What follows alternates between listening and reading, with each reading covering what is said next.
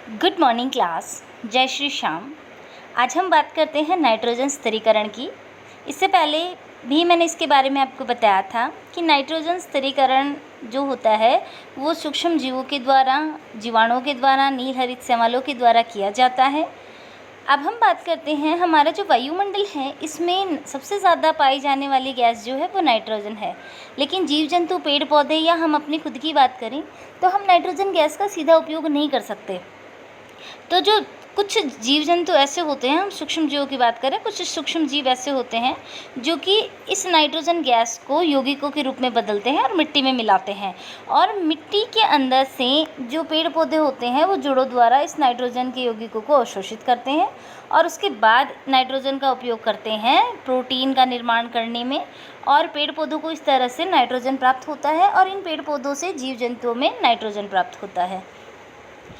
अगर आपको याद है तो मैंने आपको सहजीवन बताया था कवक और शैवाल के बीच में, ठीक है। इसके साथ ही मैंने आपको राइजोबियम बैक्टीरिया जो होते हैं वो फलीदार पौधों की जड़ों में गांठों के रूप में पाए जाते हैं। जब आपको सहजीवन बताया था तब आपको मैंने एक तो लाइकेन का एग्जाम्पल बताया था और एक ये वाला राइजोबियम का बताया था।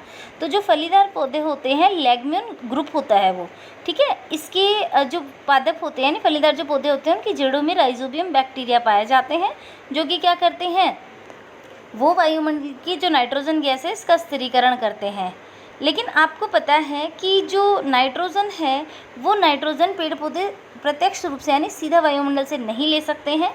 तो क्या करते हैं कि ये देखिए, आपको डायग्राम दिख रहा होगा, इसमें ये आपको लेग्म्यून पौधे की जड़ दिखा रखी है जिसमें छोटी छोटी ग्रंथियाँ ऐसी गोल गोल आपको संरचनाएं दिख रही हैं। ये है राइजोबियम बैक्टीरिया, जो कि इस तरह से गांठों के रूप में इसमें पाए जाते हैं। ये क्या करते हैं, वायुमंडल की जो नाइट्रोजन है उसका स्थिरीकरण करते हैं और मिट्टी में इनको मिलाते हैं, और मिट्टी से जो पेड़ पौधों की जड़ें हैं वो इन नाइट्रोजन के यौगिकों को अवशोषित करती हैं जल के साथ, और पेड़ पौधे ये जो नाइट्रोजन के यौगिक हैं इनका उपयोग करते हैं प्रोटीन के निर्माण में, अन्य पदार्थों के निर्माण में।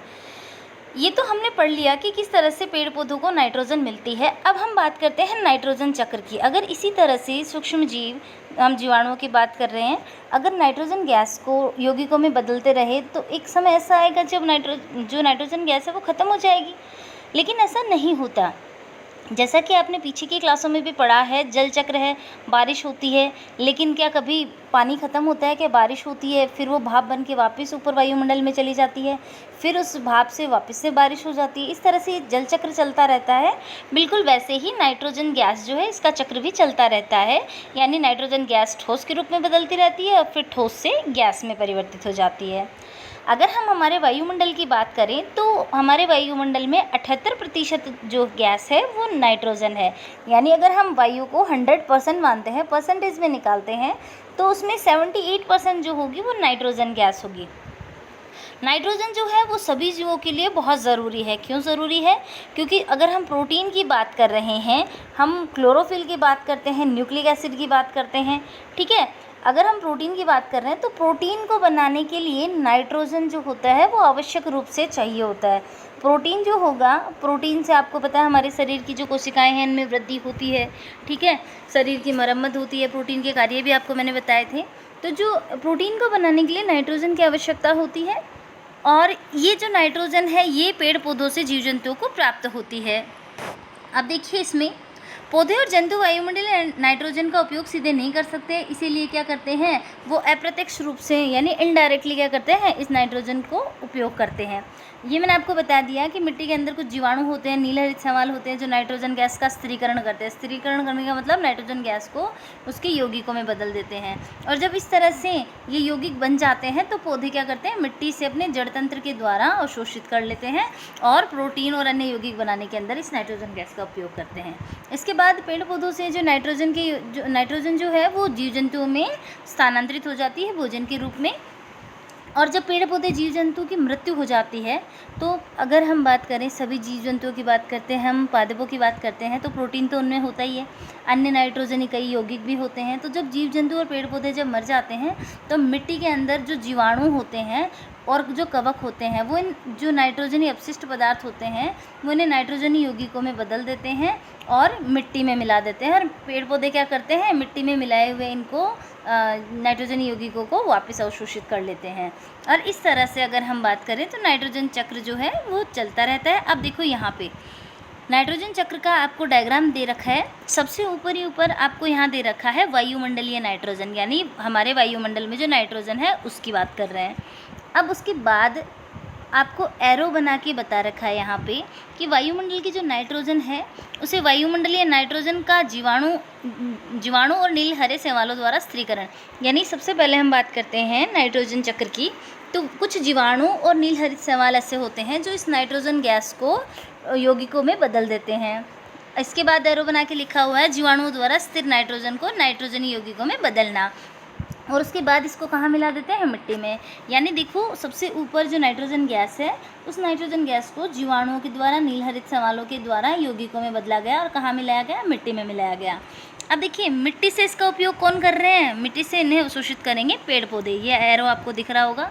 और पेड़ पौधों से इन्हें कौन काम में लेता है, जीव जंतु। ठीक है, जीव जंतु और पेड़ पौधे जब नष्ट हो जाते हैं, मर जाते हैं, तो इनकी मृत्यु के बाद इनके जो शरीर है वो सूक्ष्म जीवों द्वारा अपघटित हो जाता है। नाइट्रोजनी पदार्थ होते हैं वो वापस मिट्टी में मिल जाते हैं और मिट्टी से वापस से पेड़ पौधे इन्हें अवशोषित करते हैं। तो एक तो ये चक्र चलता है। दूसरा, जब भी बिजली चमकती है तड़ित द्वारा, तड़ित का मतलब बिजली चमकना, जब भी बिजली चमकती है तो वायुमंडल की जो नाइट्रोजन गैस है वो नाइट्रोजन ऑक्साइड में बदल जाती है, नाइट्रस ऑक्साइड में बदल जाएगी। ठीक है, और ये जलवाष्प से क्रिया करके अम्ल के रूप में वापस से मिट्टी में मिलती है। यानी आपको सिर्फ इतना ही बताना है इसमें कि जब बिजली चमकती है तब वायुमंडल की जो नाइट्रोजन गैस है उसका स्थिरीकरण होता है और बारिश के पानी के साथ वह वापस मिट्टी में मिल जाती है। तो यहाँ पर हमने दो तरीके पढ़े, जो वायुमंडल की जो नाइट्रोजन गैस है वो ठोस के रूप में कैसे, यानी यौगिकों के रूप में कैसे आ रही है। एक तो जीवाणु क्या कर रहे हैं, गैस को ठोस के रूप यौगिकों के रूप में बदल रहे हैं। दूसरा, जब बिजली चमकती है तब भी जो नाइट्रोजन गैस है उसका स्थिरीकरण होता है। तो दो तरीके हो गए, एक तो सूक्ष्म जीवों के द्वारा और एक हो गया जब बिजली चमकती है तब।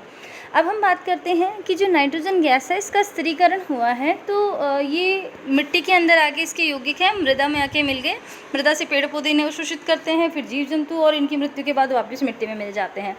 अब मिट्टी के अंदर जो नाइट्रोजन के यौगिक हैं, कुछ सूक्ष्म जीव ऐसे भी होते हैं जो कि क्या करते हैं कि ये जो मिट्टी के अंदर नाइट्रोजन के जो यौगिक होते हैं इन यौगिकों को वापस गैस में बदलते हैं और गैस नाइट्रोजन गैस में परिवर्तित कर देते हैं।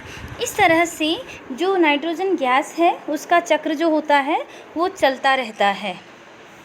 आज के लिए आपका जो होमवर्क है वो ये है, आपको नाइट्रोजन चक्र का डायग्राम बनाना है। ये जो भी मैंने आपको बताया इसका आपको डायग्राम बनाना है और इसके बारे में लिखना है। आपको अगर इसमें कोई भी प्रॉब्लम होती है तो आप मेरे से पूछ सकते हैं। Thank you.